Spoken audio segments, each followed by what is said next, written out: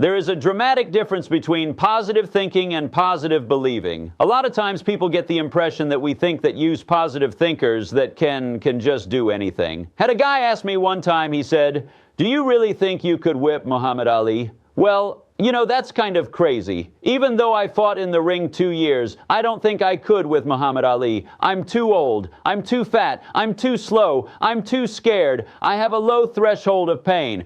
But you know, if I really thought I could, maybe I'd last 20 seconds instead of just 15. Positive thinking won't let you do anything, but it will let you do everything better than negative thinking will. I believe that life is tough, but this I do know. I know that if you're tough on yourself, that life itself is going to be much easier on you. Zig Ziglar was one of the world's most popular motivational speakers. Ziglar was one of 12 children raised by a widowed mother during the Great Depression. He wrote over 25 books, including See You at the Top, and inspired millions of people around the world. In this exclusive training, Ziglar shares with us powerful strategies to boost positivity, fix your attitude, and set the foundations for success special. Thanks to the Ziglar family for partnering with us to release this exclusive content on our YouTube channel. Enjoy. I was coming in on the plane the other day, which is generally the way I fly, and I was seated next to an old boy, and I couldn't help but notice that he had his wedding band on the index finger of his left hand, and I looked at him. I said, "Hey partner, you got your wedding band on the wrong finger." He said, "Yeah, married the wrong woman." Well, of course, you know, I have no way of knowing whether in fact he did marry the wrong woman or not. I'm just delighted to be able to say that I did not marry the wrong woman. As a matter of fact, as some of you know, just last week, my redhead and I celebrated our 50th wedding anniversary. So, rather obviously, I did not marry the wrong woman. Now, don't misunderstand. I notice a couple of you look a little bit skeptical. I did not say we'd been married 50 years. Chase, I'm only 55 years old.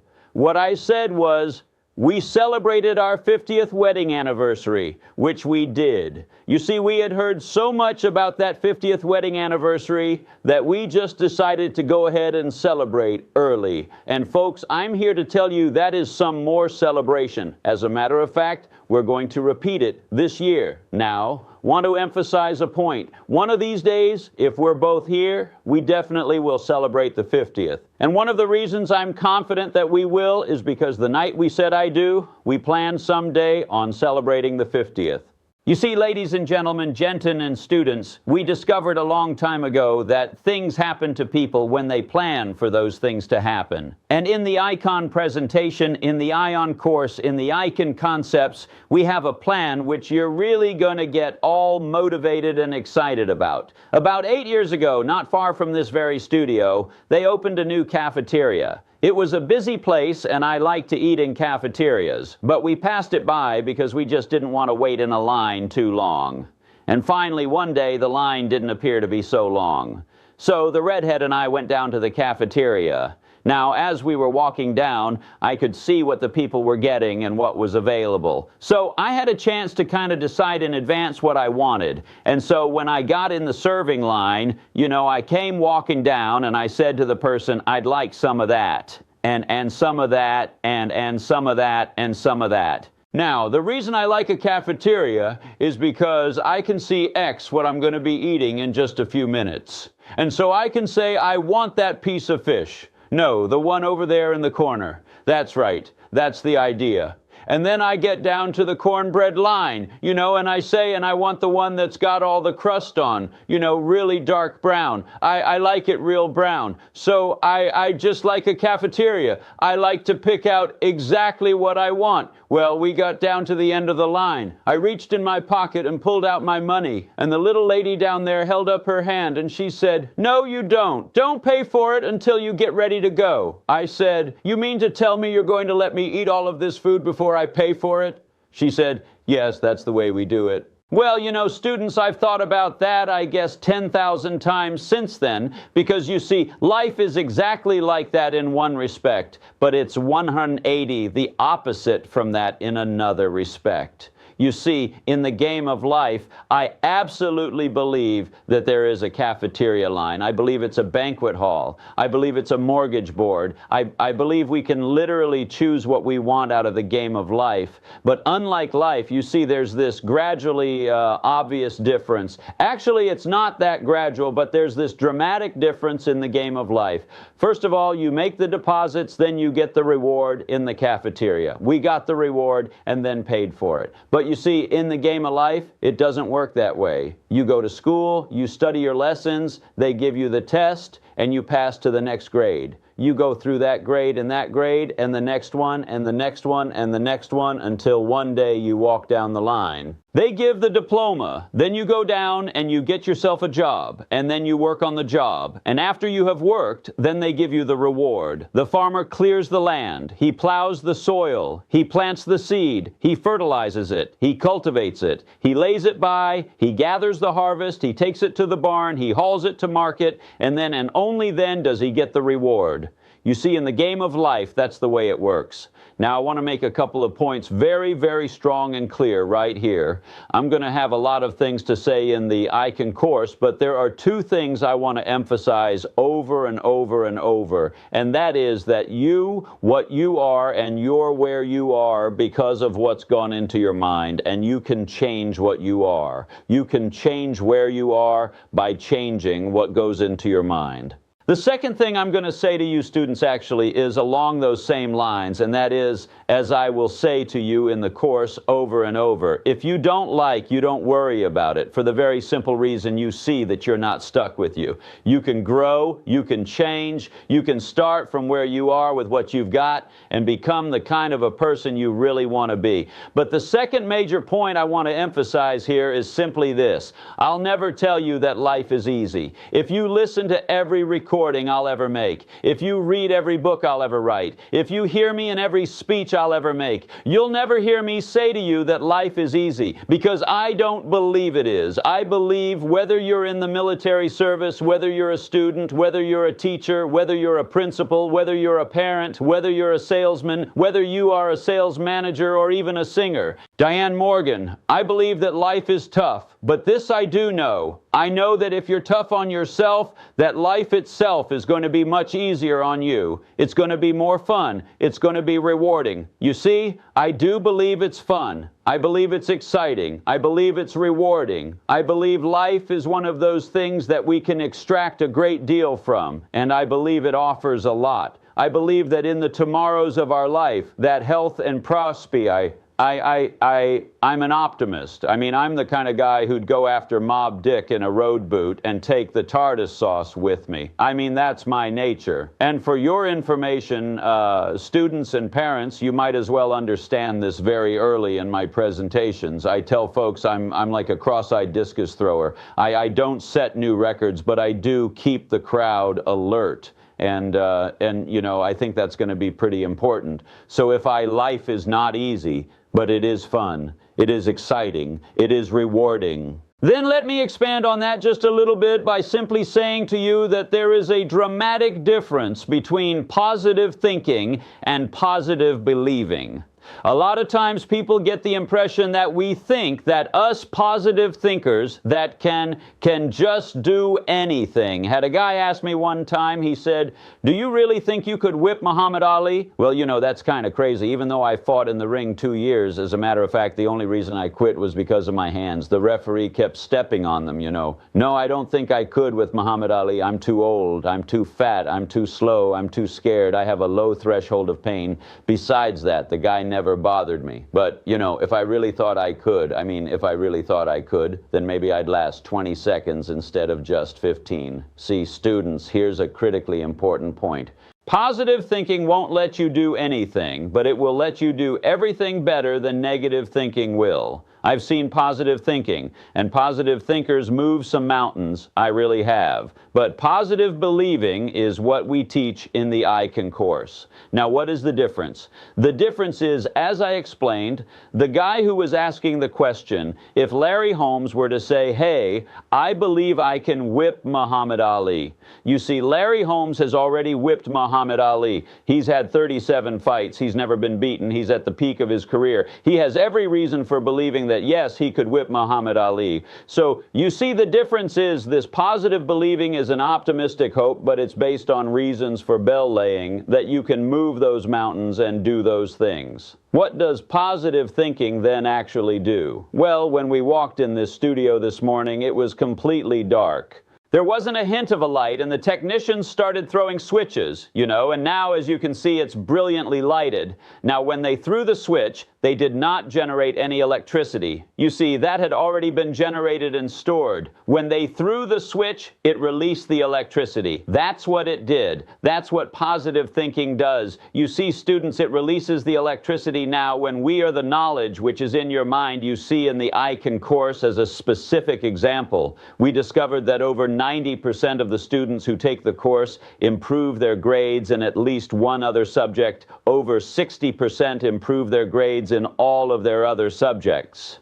And why would that be? Very simple. We found out something a long time ago. We discovered, you see, that if a student does not believe he or she can pass, they won't even study. We change their attitude, convince them, yes, they can pass, and so they'll study. Now, you see, it was the thinking that opened the books for them, got them to study, but it was the working which got them the results. Remember, I'm not going to tell you. It's easy. As a matter of fact, I'm going to tell you the story of the Chinese bamboo tree because I think that's so critically important that we understand that story. Good friend of mine, Joel Wellen, who's an outstanding speaker from Phoenix, Arizona, tells the story. The Chinese plant the seed, they water it, and they fertilize it. But the first year, nothing happens, and the second year, they water it, and they fertilize it, and nothing happens. And the third year, they water it, and they fertilize it, and nothing happens. And the fourth year, they water it, and they fertilize it, and nothing happens. And the fifth year, they water and fertilize the seed. And the fifth year, sometimes, during the course of that fifth year, the Chinese bamboo tree grows in a 6 weeks period, roughly 90 FT.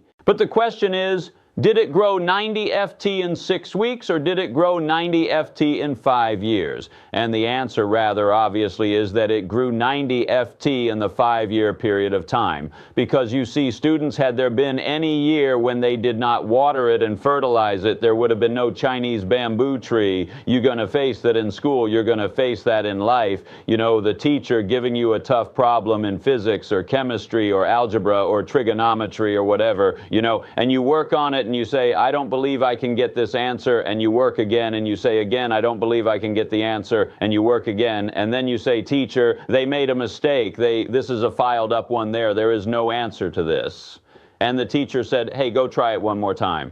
And you work at it one more time, and then all of a sudden you say, oh my goodness, how could I have missed it? It's as plain as the nose on my face. You see, students, by hanging in there, and there's not a one of you who hasn't already had that experience. By hanging in there, it makes a difference. Hey there, it's Mark Tim with the Ziglar family, and I sure hope you're enjoying the video from my mentor, the legendary Zig Ziglar. Because you're part of Evans's audience, we want to give you a special bonus. It's a cool little book called The Little Book of Big Quotes, packed with awesome content. This book is free just for you. Check out the description below, and it's your sightie. Let's get you back to Zeke. Last May, I went over to Cooper Clinic to take their bulky treadmill test. Dr. Cooper is a man who wrote the book Aerobics. Over 10 million copies have been sold around the world. And this is going to sound just a little bit like I'm bragging CZ. Really, I am. I stayed on the V treadmill test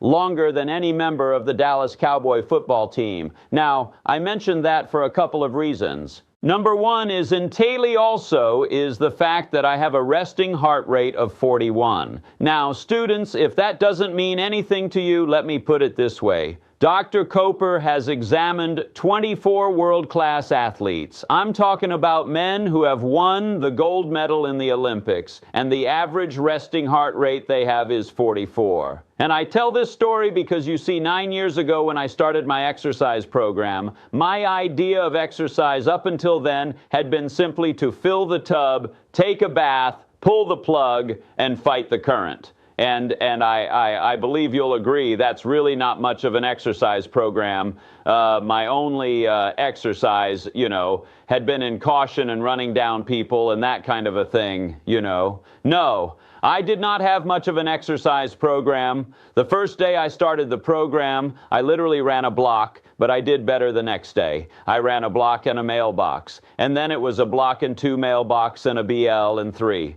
Then one day around a half a mile, then a mile, then 2 miles and 3 miles and 4 miles, and so on. You see, it wasn't easy. It took me 9 months before I enjoyed the first run. A lot of times, students and parents are going to be situations when you're not going to get overly excited about. There's a lot of times you're going to have to do some things you just flat don't want to do. You're not going to feel like going to school, or you're not going to feel like coming down to run the school or to teach the class, but you got to suck it up and tough it out and hang in there. I'll never tell you it's easy, because I don't believe it is, but I'll repeat myself. Life is fun, it's exciting, it's rewarding. Yes, I do believe that health and prosperity and happiness and peace, and friends, I believe those things are available. But in order for those things to be available, I'm absolutely convinced that we must build our lives on a solid foundation.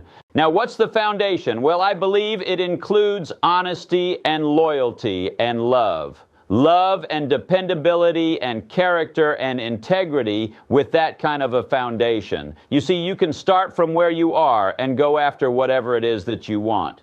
I was up in Calgary, Canada here 3 or 4 years ago. Went up on Calgary Tower to have dinner at 626 FT up in the air. Now, the only way I can relate to 626 FT, that's over 2 football fields. Hi. Well, as we were going up, the recording was on and it told us how big the building was, how much it weighed, and I was so impressed. I said, this building weighs 12,000 tons, but 7,000 of the 12,000 tons are under R. You can go into downtown Dallas or downtown Portland, downtown Chicago or Manhattan or anywhere else, and a good engineer can look at the hole in the ground and tell you how big the building is going to be. You can look at the foundation upon which a person builds their life, or builds their marriage, or builds their family, or builds their school, or builds their career. You can look at the foundation and predict a great deal about what's going to happen to that individual in their career. Honesty is obviously one of the critical areas. There's the book out, and the book is entitled The Corporate Bigamist. And in the book, the author talks about the fact that they interviewed 100 of America's top business executives men who are presidents and the chairman of the board of the Fortune 500 companies. And these men unanimously said that if you're going to go to the top and stay there, you've got to build on honesty and character and integrity. They even used a word which I found to be awfully strong. They said, anybody who thinks they can get ahead in life and stay ahead, who's not honest, is dumb. Pretty strong language. Simple example, I have a nephew. His name is Zig Ziglar. Lives in Montgomery, Alabama. When he was 41 years old, the company he had been working for 18 and 2 years went out of business. And Zig Ziglar was without a job. He has a serious heart condition. And at age 41, because of insurance requirements and all, it was very difficult for him to get a job. One night, he got a call from a man. He said, I want to talk to you tomorrow. Well, Jack went over there and he thought he'd recognize the name. And when he walked in and saw the man's name, he remembered he had gone to school with him over 20 years earlier. They had worked in a grocery store together over 20 years ago. The reason the man called Jack was simply this. He said, I remember over 20 years ago in the grocery store. You were the only one of the youngsters working who was not ripping the boss off. You're the only one who wasn't stealing. 20 years later, he got the job. See, folks, we believe in Icahn that you can get everything in life you want. If you'll just help enough other people get what they want, you play it straight. You see, the beautiful thing about having a foundation is simply this. If you go somewhere in life and suffer disappointments, you can never fall any further than the foundation itself. You can never go all the way to the basement. Second thing simply is character. When I talk about character, I'm really talking about just hanging in there. Tough. You know, a lot of times when I'm around the country speaking, I'll have young speakers come to me and they say, I want to be a speaker. How do I do it? And I explain to them that I made over 3,000 speeches before I ever received my first fee. I believe you got to hang in there tough on many different occasions. I would have made 10,000 had it been necessary because it was a dream of mine. It was a goal, but you got to stay with it. Integrity. When I think of integrity, I think of the immortal golfer, Bobby Jones. Bobby Jones, as you know, was one of the greatest golfers in my mind, the greatest golfer who ever lived. He retired at age 28 in the last 11 British Opens and U.S. Opens that he entered. He placed either first or second in 8 of those 11. He won 4 U.S. Opens. He would have won the 5th, except in one of the Opens when he was out in the ROF.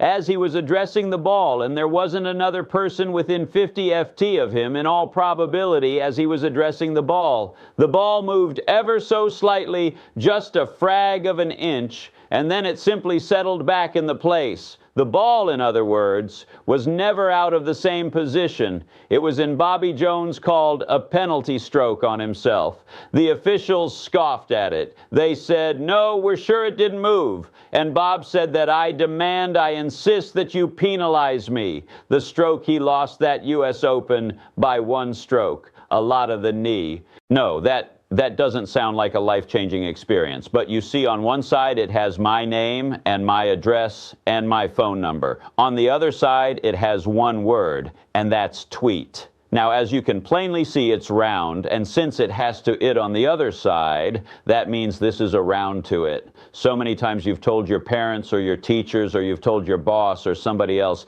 hey, I'm going to do something just as soon as I get around to it. Well, never again will you be able to say that. When you start to say, I'll do it, when I get around to it, you'll be reminded you've already got your round to it, so you'll just go ahead and do it. What do you say to watch another amazing Zig Ziglar video? Check it out right there next to me. I think you'll love it. Continue to believe, and I'll see you there. It's not going to be easy, but you are what you are, and where you are because of what's going into your mind. You can change what you are. You can change where you are by changing what goes into your